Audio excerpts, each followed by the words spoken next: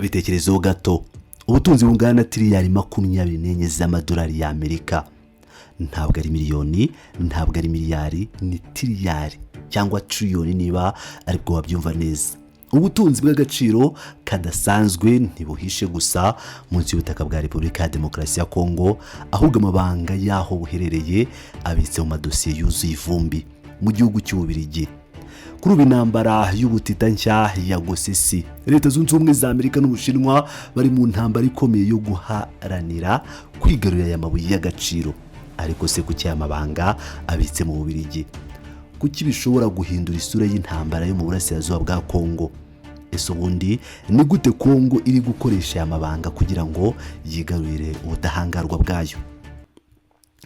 Ibihugu by'i Burayi na Leta Zunze Ubumwe za Amerika bimaze igihe bishakisha uburyo byagabanya ukwishingikiriza ku Bushinwa mu byerekeye amabuye y'agaciro y'ingirakamaro, ayo twita critical minerals.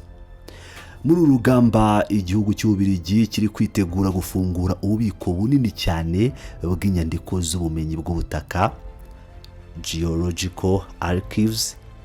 Izi nyandiko zakusanyijwe mu gihe cy'ubukoloni, zikaba ziri kugaruka ku meza y'ibiganiro nk'iturufu ikomeye mu ishakishwa ry'amabuye y'agaciro agezweho.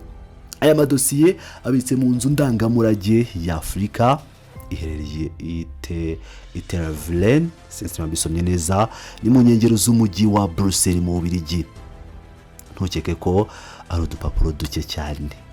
Ubu ni ububiko bufite uburebure bwa metero 500 z'amadosiye apanze. Umva metero 500.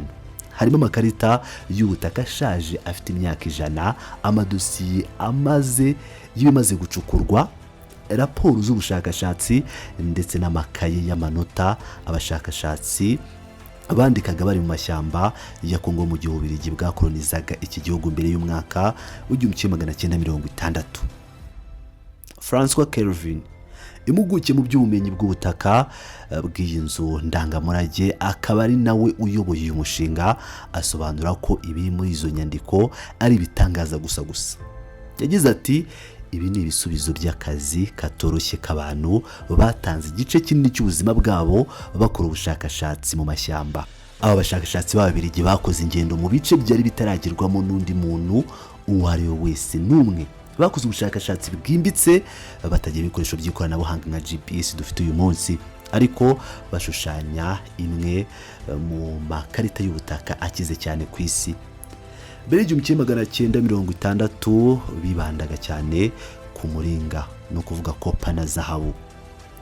Ariko amwe muri aya madosiye agaragaza ahantu hari ubutunzi bwa cobalt na lithium, amabuye agezweho cyane muri iki kinyejana. Kubera iki rero aya makuru ari ingenzi cyane uyu munsi? Ibiro bya Amerika bishinzwe ubucuruzi mpuzamahanga, US International Trade Administration, byemeza ko igice kinini cy'ubutunzi bwa Kongo kitaracukurwa. Bahawe agaciro kangana na tiriyari 24 z'amadolari y'Amerika, 24 trillions. Iyi mibare iteye ubwoba ni isobanura impamvu Leta Zunze Ubumwe za Amerika, Ubushinwa n'ibihugu bikomeye by'i Burayi bikora inganda badashobora kuvana amaso kuri Kongo. Aya mabuye y'agaciro ari mu muringa, cobalt, coltan na lithium niyo akora buri kintu cyose cy'ikoranabuhanga cy'uyu munsi. Niyo akora batiri z'amamodoka akoresha amashanyarazi, aya tuzi nka EVs cyangwa electric vehicles. Niyo akora telefone ngendanwa utunze, niyo akora intwaro zikomeye za gisirikare ndetse n'ingufu zisubira. Uramutse ukontoreye Kongo, waba ukontoreye ejo hazaza h'ikoranabuhanga hisi. Ibi kandi nibyo biduha ishusho yagutse y'impamvu amahoro yabuze mu burasirazuba bwa Kongo, cyane cyane mu ntara za Kivu y'Amajyaruguru na Kivu y'Amajyepfo. Mu gihe abanyapolitike bicaye i Buruseli ni Washington bapanga uko bagera kuri aya mabuye, abaturage bo mu burasirazuba bwa Kongo bakomeje kwicirwa mu ntambara z'urudaca. Kugushaka kwikubira ubu butunzi nako gukomeza gukurura umwuka mubi n'amakimbirane hagati ya Kinshasa n'ibihugu bituranye, by'umwihariko u Rwanda, dore ko ibihugu by'amahanga bihora bishaka kwegeka intambara ziterwa n'irisiganwa ry'amabuye y'agaciro ku baturanyi kugira ngo bajijishe amahanga, ndetse bakanga gukemura ikibazo muzi cy'intambara zo mu burasirazuba bwa Kongo, bigatuma rero izi ntambara zitarangira. leta ya Kinshasa imaze imyaka myinshi isaba leta y'Ububiligi uburenganzira bwo kubona izi nyandiko z'ubutaka bwayo, ariko iki gikorwa cyafashe intera ndende kandi cyihuta nyuma y'uko kampani y'abanyamerika yitwa Cobalt Metals yinjiye mu kibuga igashaka kwiharira ibanga. Mu mwaka ushize iyi kampani ya Cobalt Metals isanzwe iterwa inkunga n'abaherwe bakomeye ku isi nka Bill Gates na Jeff Bezos yegereye inzu ndangamurage ya Africa Museum i Tervuren iyisaba kuyiha akazi ko gushyira izo nyandiko zose mu buryo bw'ikoranabuhanga, no kuvuga digitalization. Intego yabo yari imwe, kubona amakuru y'aho amabuye y'agaciro aherereye mbere y'abandi bose binyuze mu gukoresha ikoranabuhanga rya AI. Ariko inzu ndangamurage yarabyanze. Umuyobozi mukuru wayo Bart Uvly yavuze ko banze ubusabe bw'iyo kampani y'abanyamerika kuko batashaka ko iyo kampani yigenga y'abantu kujagaye nk'ikintu kigoye kandi giteye inkeke.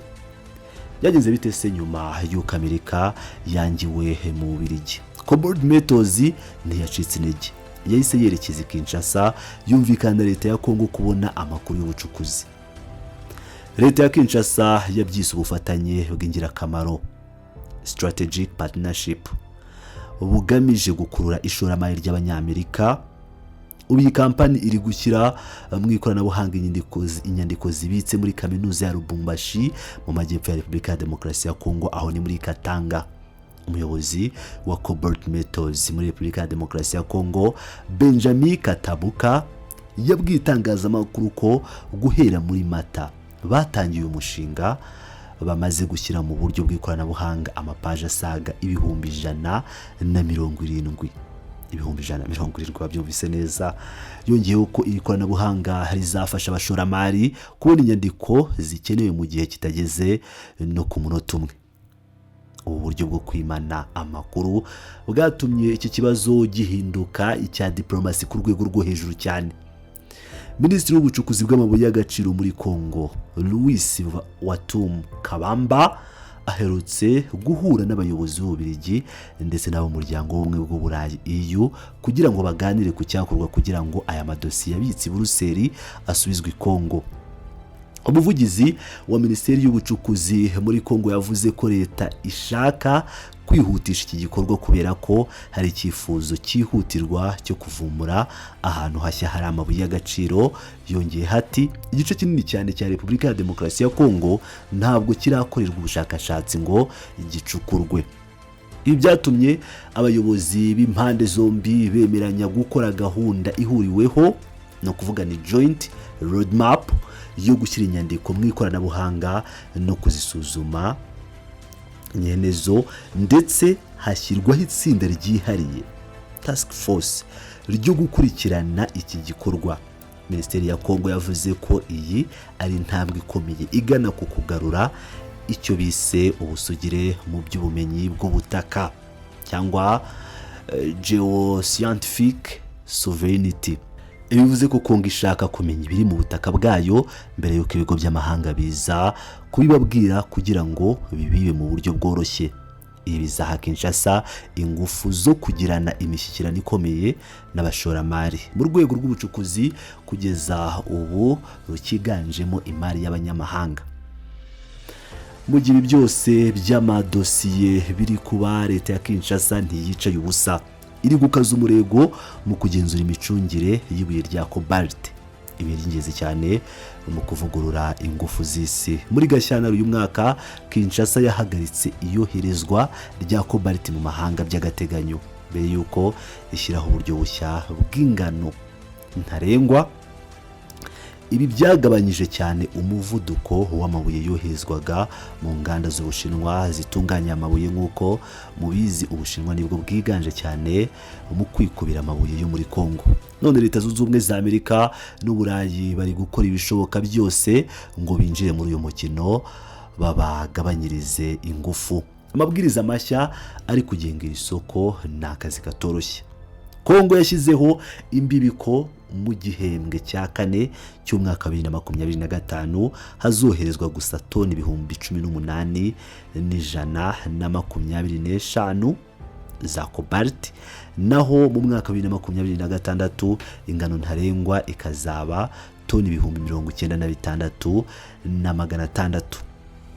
Muri izi harimo 10% zigomba kubikwa nka reserve cyangwa reserve y'igihugu y'ingirakamaro. Ikindi kintu gikomeye giteye ubwoba abashoramari b'abanyamahanga, dukurikije inyandiko y'amabwiriza yabonwe n'ibiro ntaramakuru bya Reuters, leta ya Kongo izafatira uburenganzira bwo kohereza cobalt bwatanzwe ariko ntibukoreshwe, maze ibushyire mu bubiko ubugenzurwa na leta. Aya mabwiriza yatanzwe n'ikigo kigenzura amabuye y'agaciro y'ingirakamaro ARECOMS, avuga ko ingano ntarengwa zizaba zatanzwe mu gice cya mbere cya 2026 ariko ntizikoreshwe kugeza ku itariki ya 30 Kamena. Zizahita zitagaciro zigasubira mu maboko ya leta mu rwego rwo kwiyubakira reserve ikomeye. Mu gusoza, ihangana ku mabuye y'agaciro ya Kongo riri gufata indi ntera mu gihe Ubushinwa bukomeje kwiganza mu bucukuzi bwa cobalt n'umuringa. Amerika n'Uburayi bari gushaka inzira nshya, zimwe muri zo zikaba ari ugukoresha amadosiye yanditswe mu myaka isaga 60 ishize n'abakoloni b'Ububiligi. Kuba amadosiye y'Ububiligi yashyikirizwa Kongo byahakinsha ububasha bukomeye bwo kumenya amateka n'imiterere y'ubutaka bwayo, ibintu bizatuma ifata ibyemezo bikomeye cyane cyane ubigenda yikuye uburenganzira mu kohereza cobalt hanze. Muri iyi ntambara y'ubutita y'ikoranabuhanga n'amabuye y'agaciro, Leta Zunze Ubumwe za Amerika ziri gukoresha inzira zitamenyerewe kugira ngo zihangane n'Ubushinwa n'Uburayi. Ubutunzi bwa tiriyari 24 z'amadolari buri mu butaka, ariko urufunguzo rwabwo rubitse mu mpapuro. Ninde uzatsinda iyi ntambara? Ni ukubitega amaso.